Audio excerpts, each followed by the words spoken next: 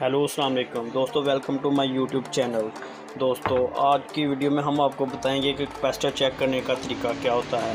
दोस्तों जैसा कि आपको पता है कि कैपेसिटर हमारा रोज़मर्रा की ज़िंदगी में, जैसा कि फ्रिज में, फ़ैन में, मोटर में इस्तेमाल होता है। तो दोस्तों आपको बताएंगे कि इनको चेक कैसे किया जाता है। दोस्तों आपको सबसे पहले बता दें कि इनको चेक करने के दो तरीक़ेकार होते हैं। एक हम इसको वोल्टेज मीटर से भी चेक कर सकते हैं और इसके अलावा एक हम इनको डायरेक्ट करंट दे के भी चेक कर सकते हैं। तो हम आपको बताएंगे अभी चेक करने का तरीका। तो वो देखें, सबसे पहले हम इसको ना आपने ये देखें,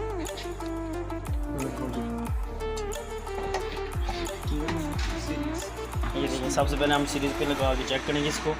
इसको हल्का सा करंट देंगे, एक दो दफ़ा आपने इसको करंट देना है।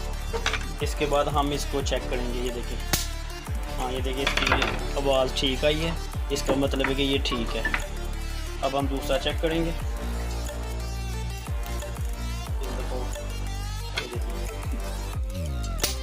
देखिए, इसकी भी ठीक से आवाज़ आई है, इसका मतलब कि ये भी ठीक है।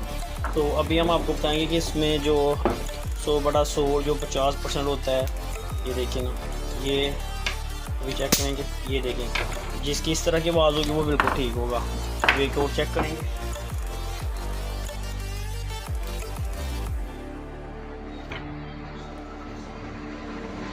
ये हमारा कैपेसिटर ख़राब है, ये देखिए, इसकी आवाज़ नहीं आ रही, ये ख़राब है। ठीक है, इसको ऐसे भी चेक किया जा सकता है।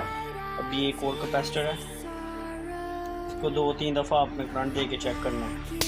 ये देखिए, ये हमारा 50-50 है, मतलब कि ये सही काम नहीं कर रहा। आपको पता है कि कैपेसिटर का काम हम होता है कि इसने करंट स्टोर करना होता है, और जब ये ख़राब हो जाते हैं तो ये फट जाते हैं और फिर ये करंट स्टोर नहीं करते और इस तरह ये ख़राब हो जाते हैं। अगर आपको हमारी वीडियो अच्छी लगी तो वीडियो को लाइक कर दें, हमारे चैनल को सब्सक्राइब कर दें।